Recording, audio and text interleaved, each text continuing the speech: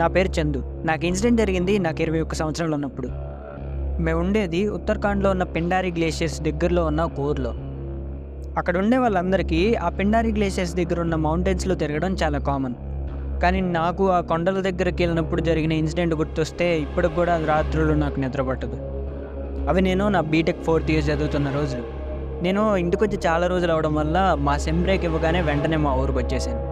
నేను మా ఊరికొచ్చేటప్పటికే నా చిన్నప్పటి ఫ్రెండ్స్ అయిన గిరిధర్ ఇంకా దేవ్ నా కోసం వెయిట్ చేస్తున్నారు. వాళ్ళిద్దరిని చూసి చాలా రోజులైంది. ఇంక ఊరికి రాగానే వాళ్ళిద్దరిని చూసి చాలా హ్యాపీగా అనిపించింది. అయితే మేమందరం కలిసి చాలా రోజులైపోయింది. ఇంకా అందరం కలిసి ఒక మంచి ట్రిప్‌కి వెళ్దామని అనుకున్నాం. అయితే ఎక్కడికి వెళ్దాం అని ఆలోచిస్తుంటే మా ఊరు దగ్గరలోనే పిండారి గ్లేషియర్ ఉంది కదా! అక్కడికే వెళ్ళిపోతే అందరం మంచిగా టైం స్పెండ్ చేసినట్టు ఉంటుంది. ఇంకా మా ఊరికి కూడా చాలా దగ్గరలో ఉంటుంది. త్వరగా వెళ్ళొచ్చేస్తామని చెప్పి అక్కడికే వెళ్దామని అనుకున్నాం. ఇంక అందరం అనుకున్నట్టే ఉదయాన్నే లేచి అక్కడ పిండారి గ్లేషియర్స్ దగ్గర ఒక మౌంటైన్ మీద ట్రెక్కింగ్‌కి బయలుదేరాం. ఇంక అందరం కలిసి సరదాగా మాట్లాడుకుంటూ నడుచుకుంటూ వెళ్తా ఉన్నాం. దారి చూస్తే చాలా అందంగా ఉంది. ఇంక సగం దూరం అలా నడిచాక ఎండ బాగా ఉంది. ఇంక మేమందరం కూడా బాగా అలసిపోయాం. ఇంకెక్కడన్నా ఒక మంచి ప్లేస్ చూసుకుని అక్కడే తినేసి మళ్ళీ స్టార్ట్ అవుదాం అని అనుకున్నాం. అలాగే చూస్తూ ఒక మంచి ప్లేస్ సెలెక్ట్ చేసుకున్నాం. ఆ ప్లేస్ చూడడానికి చాలా ప్రశాంతంగా ఉంది. ఇంకా అక్కడ నుంచి చూస్తే చాలా చిన్న చిన్న దారులు కనపడుతున్నాయి వేరే వేరే మౌంటైన్స్‌కి. ఇంకా ముగ్గురం అలాగా అక్కడ కూర్చొని సాంగ్స్ ప్లే చేసుకుంటూ అలా లంచ్ తినేసాం. లంచ్ చేశాక వెంటనే స్టార్ట్ అవ్వాలనుకోలేదు. కొంచెం బ్రేక్ తీసుకుని మెల్లగా స్టార్ట్ అవుదాంలే అని అందరం అనుకున్నాం. కానీ మేమందరం బాగా అలసిపోయి ఉండడం వల్ల మేము అలా కూర్చునే నిద్రపోయాం. అలాగే నేను బాగా నిద్రలో ఉన్నప్పుడు ఒక్కసారిగా ఎవరో ఒక పిల్లాడు గట్టిగా అరిచినట్టు నాకు అనిపించింది. ఒక్కసారిగా ఉలిక్కిపడి లేచి అటు ఇటు చూశాను. చూస్తే చుట్టుపక్కల ఎవ్వరూ కనపడలేదు. మేము సాంగ్స్ పెట్టుకున్న స్పీకర్‌లో నుంచి కూడా ఇంకా సాంగ్స్ వస్తూనే ఉన్నాయి. అయితే బాగా అలసిపోయి నిద్రపోయాను కదా! ఇంకేదన్నా పీడకలు వచ్చిందేమోలే అనుకుని దాని గురించి పెద్దగా ఆలోచించలేదు. ఇంకా ఆకాశంలోకి చూస్తే కాసేపట్లో సన్‌సెట్ అవ్వబోతున్నట్టు ఉంది. ఇంకా గిరిధర్ ఇంకా దేవుడిని లేపారు. మనందరం 8 అవర్స్‌లో ఈ ట్రెక్కింగ్ కంప్లీట్ అయిపోతుంది అనుకున్నాం. మనం ఇంకా కొండపైకి కూడా వెళ్ళలేదు. ఇప్పుడు ఇంకేం చేద్దాం? మనం కొండపైకి వెళ్ళాలనుకున్న లొకేషన్‌కి వెళ్ళి నైట్ అక్కడే ఉందాం అని చెప్పి దేవ్ ఇంకా గిరిధర్‌తో నేను అన్నాను. ఇంకా వాళ్ళిద్దరికి కూడా అలాగ నైట్ టైం కొండపైన అలా తిరగడం అలవాటే కాబట్టి వాళ్ళిద్దరు కూడా భయపడకుండా వెళ్దామని చెప్పారు. ఇంకా మేము అలా మెల్లగా నడుస్తూ మేము వెళ్ళాలనుకున్న చోటకి బయలుదేరాం. మేము అలాగా కొంతసేపు నడుస్తూ వచ్చేటప్పటికి దారి మొత్తం బాగా చీకటిగా కనిపిస్తుంది. మాకు అసలు ఇంకేమి కనబడకపోయేసరికి ఫోన్ ఫ్లాష్ లైట్ ఆన్ చేసుకుని ఆ వెలుతురులోనే నడుస్తూ ఉన్నాం. కానీ కొంతసేపటికి ఫోన్ ఫ్లాష్ లైట్ కూడా ఆఫ్ అయిపోయింది. చుట్టూరు ఎటు చూసినా చీకటిగానే కనపడుతుంది. మేము ఇంకా చంద్రుడి వెలుతురులోనే కనపడుతున్న దారిలో ముందుకెళ్తా ఉన్నాం. అలాగే మేము కొన్ని గంటల కొద్దీ నడిచినా సరే మేము చేరాలనుకున్న ఆ చోట మాత్రం ఇంకా రావట్లేదు. ఇంకా చాలా లేట్‌గా మాకోటి అర్థమైంది. అదే మేము దారి తప్పిపోయామని. అయితే ఇప్పుడు నైట్ టైం కావడం వల్ల మాకు ఎటెళ్ళాలో ఏం అర్థం కావట్లేదు. ఇంకా మేము ఎంత ముందుకు నడిచినా మాకెక్కడికి వెళ్తున్నామో మాకు తెలీదు కాబట్టి ఉదయాన్నే లేచి మళ్ళీ చూద్దాం అనుకుని ఒక ప్లేస్ చూసుకుని అక్కడే టెంట్ వేసుకుంటున్నాం. అలాగా నైట్‌కి అక్కడికే ఉందామని చెప్పి గిరిధర్, దేవ్ ఇంకా నేను కలిసి టెంట్ వేయడంలో బిజీగా ఉన్నాం. అలాగా నేను కూడా హెల్ప్ చేస్తున్నప్పుడు నాకు ఆ మధ్యాహ్నం వినిపించిన అరుపు మళ్ళీ వినిపించింది. నాకు వినిపిస్తున్న ఆ సౌండ్‌ని కొంచెం క్లారిటీగా వింటే ఏదో చిన్నపిల్ల ఏడుస్తూ ఉన్నట్టు నాకు అనిపించింది. కానీ అప్పటికే బాగా అలసిపోయి ఉండడంతో నేను ఇంకా నిద్రపోవాలనుకున్నాను.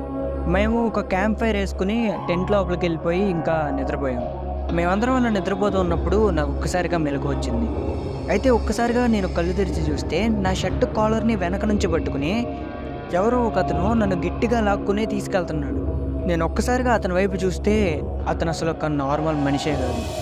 తను చూడ్డానికి సగం మనిషిలాగా సగం తోడేలులాగా ఉన్నాడు. తన మొహం కూడా చూడ్డానికి జంతువులాగే ఉంది. ఇంతలో నేను తనని చూడడం తను చూసేశాడు. తను ఒక్కసారిగా నా కాలర్‌ని గట్టిగా లాగి ఈడ్చి ముందుకు విసిరేశాడు. ఇప్పుడు నేను తనని చాలా క్లియర్‌గా చూడగలుగుతున్నాను. తను ఏదో ఒక తోడేలు మనిషిలాగా చాలా భయంకరంగా ఉన్నాడు.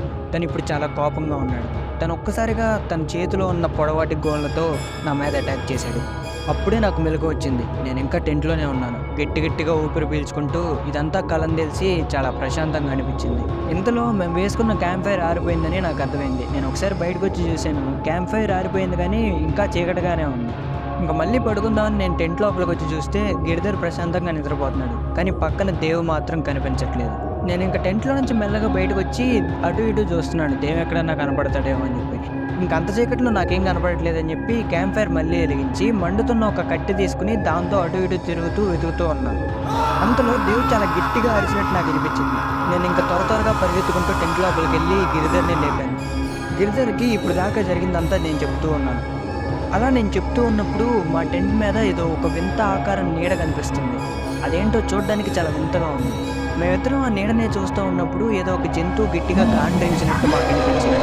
ఆ శబ్దం వచ్చిన వెంటనే పెద్ద పెద్ద గోర్లు ఇంకా చేతులతో ఉన్న ఒక వింత రూపం ఆ టెంట్ని చీల్చేసి మా వైపే వచ్చింది. నాకిందాక కళ్ళలో వచ్చిన అదే రూపం ఇప్పుడు నా కళ్ళ ముందు ఉంది. అది చూడడానికి చాలా భయంకరంగా ఉంది. మాకిద్దరికి ఒక్కసారిగా గుండె ఆగినంత పని అయింది. మేమిద్దరం ఇంకా ఏమీ ఆలోచించకుండా తొందరగా పరిగెడుతూ దూరంగా వెళ్ళిపోతున్నాం. అలాగా దారి కనపడకపోయినా సరే ఎటు పడితే అటు పరిగెడుతూ మేమేదో ఒక వింత దారిలోకి వచ్చేసాం. ఆ దారి మొత్తం చాలా జారుడుగా ఉంది. మా కాళ్ళు కూడా జారిపోతూ ఉన్నాయి. కానీ మేము మాత్రం పరిగెత్తడం ఆపట్లేదు. ఇలా పరిగెడతా ఉన్నప్పుడే వెనకాల గోర్లతో గీరుతున్నట్టు మాకు అనిపిస్తుంది. అయినా కూడా మేము ఇంకా పరిగెత్తడం ఆపకుండా అలాగే చాలా దూరం పరిగెట్టాం. అలాగ పరిగెడుతూ ఒక కొండ అంచు దగ్గరికి వచ్చేసి అక్కడి నుంచి జారి కింద పడిపోయాం.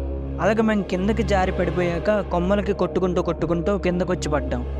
అలా కింద పడిపోయాక చాలాసేపటికి మేము మెల్లగా లెగిచి నుంచున్నాం. లెగిచి చూసేటప్పటికి మా ఇద్దరి షర్ట్లు చూసుకుంటే ఏదో పెద్ద పెద్ద గోర్లతో బాగా గీరినట్టు బాగా చినిగిపోయి ఉన్నాయి. ఇంకా చినిగిపోయిన ప్లేసెస్ నుంచి రక్తం కూడా కారుతూ ఉంది. ఇలాగ ఒకళ్ళ వైపు ఒకళ్ళం మాకేమైందో నమ్మలేక అలాగే చూసుకుంటూ ఉన్నాం. మేము అలాగ చూసుకుంటూ ఉన్నప్పుడే మాకు దూరంగా ఒక ఊరు కనపడింది. అక్కడ లైట్లు కూడా ఇంకా వెలుగుతూనే ఉన్నాయి. ఇంకెలాగైనా మేము అక్కడికి వెళ్తేనే ఇక్కడి నుంచి బ్రతికి బయటపడగలం. మేము ఇలాగ ఆ ఊరు వైపు చూస్తూ ఉన్నప్పుడే ఆ మనిషి రూపంలో ఉన్న జంతువు మళ్ళీ పెద్దగా అరిచినట్టు మాకు అనిపించింది. ఇంక మేమేమీ ఆలోచించకుండా త్వరగా పరిగెత్తుకుంటూ ఆ ఊరు వైపు వెళ్ళిపోయాం. ఇంకా త్వరగా అక్కడికి వెళ్ళిపోయాక అక్కడ ఎవరో ఒక ముసలైన బయట నుంచి మా వైపు చూస్తున్నాడు. మమ్మల్ని ఇద్దరిని ఇలాంటి పరిస్థితుల్లో చూసేటప్పటికి తన చుట్టుపక్కల ఉన్న వాళ్ళని కూడా నిద్రలేపాడు. ఇంకా వాళ్ళందరూ వచ్చి మా వైపే చూస్తున్నారు.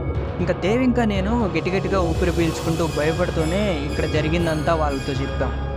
జరిగిందంతా విన్న తర్వాత మేము అలాగ బ్రతికి బయటపడడం మా అదృష్టం అని చెప్పి ఆ ఊర్లో ఉన్న వాళ్ళు అంటున్నారు. వాళ్ళు అలాగ మాట్లాడుతూ ఉన్నప్పుడే ఇదంతా జరగడం వల్ల మేము స్పృహ కోల్పోయి కింద పడిపోయాం. మేము తర్వాత రోజు లేచేటప్పటికి మేము ఆ ఊరి పెద్ద వాళ్ళ ఇంట్లో ఉన్నాం. మా ఒంటి నిండా తగిలిన దెబ్బలకి కట్లు కట్టేసి ఉన్నాయి. ఇంకా మేము లెగిచామని తెలియగానే ఆ ఊరి పెద్ద మా దగ్గరికి మాట్లాడడానికి వచ్చారు. ఇంకా మేము ఇది జరిగిందంతా తనతో చెప్పగానే తను కూడా అలాగే ఆశ్చర్యపోయాడు, మేము ఇంకా బ్రతికే ఉన్నామని. ఇంకా నిన్న రాత్రి మాకు అలా జరగడానికి రీజన్ కూడా ఆ పెద్ద మాకు చెప్పాడు. కొన్ని సంవత్సరాల క్రితం ఆ ఊర్లో ఒక మాంత్రికుడు ఉండేవాడు. ఆ మాంత్రికుడు తన శక్తుల్ని పెంచుకోవడానికి చాలా జీవుల్ని అక్కడికి తీసుకెళ్ళి చంపేసి బలించేవాడని, అలాగ ఒకరోజు తన శక్తుల కోసం చేసే ఒక పూజ వికటించి తనే అక్కడ చనిపోయాడని, అప్పటి నుంచి తన ఆత్మ అక్కడే తిరుగుతూ వచ్చిన వాళ్ళందరినీ ఇలా బలి తీసుకుంటుందని చెప్పాడు. అయితే ఆ గ్రామానికి చెందిన ఒక పాప తెలియక ఒకరోజు అక్కడికి వెళ్తే తను ఇంకా తిరిగి రాలేదు అని కూడా చెప్పాడు. ఆ పాపని ఆ మాంత్రికుడే బలి తీసుకున్నాడని ఆ ఊరు వాళ్ళందరూ ఇప్పటికి కూడా నమ్ముతారు. ఏదేమైనా సరే ఇది మాత్రం మాకు మర్చిపోలేని ఒక ఎక్స్పీరియన్స్.